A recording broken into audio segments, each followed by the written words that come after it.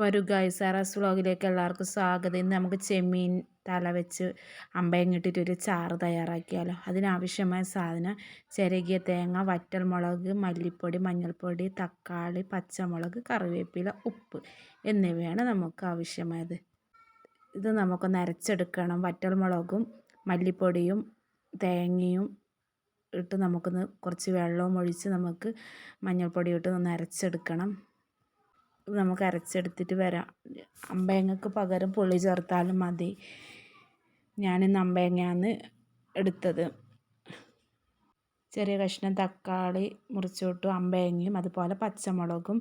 തക്കാളീൻ്റെ full എടുത്തിട്ട് ഞാൻ പകുതി ഭാഗമാണ് എടുത്തത്. അരച്ച് വെച്ച അരപ്പ് ഇത് നമുക്കിതിലേക്ക് ഒഴിച്ച് കൊടുക്കാം. ഇതുപോലെ ഒഴിച്ച് കൊടുത്ത് നമുക്കിതൊന്ന് തിളപ്പിച്ചെടുക്കണം. ഇത് നമുക്ക് തിളപ്പിക്കാൻ വെക്കാം. ഗ്യാസ് ഓൺ ചെയ്ത് ഞാനിത് തിളപ്പിക്കാൻ വെച്ചിട്ടുണ്ട്.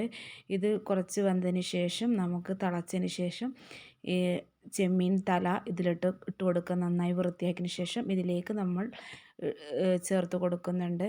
ഒരു 10 മിനിറ്റ് മൂടി വെക്കുക. ഇതുപോലെ ചെമ്മീൻ്റെ തലയിട്ട് വെച്ച് നമുക്കിതുപോലെ മൂടി വെക്കാം. ആവശ്യത്തിന് ഉപ്പും ചേർത്ത് ഒരു 10 മിനിറ്റ് വേവിച്ചെടുക്കാം. ഇതുപോലെ കറിവേപ്പിലയും ചേർത്ത് ഒന്നും കൂടി നമുക്ക് മൂടി വെക്കാം.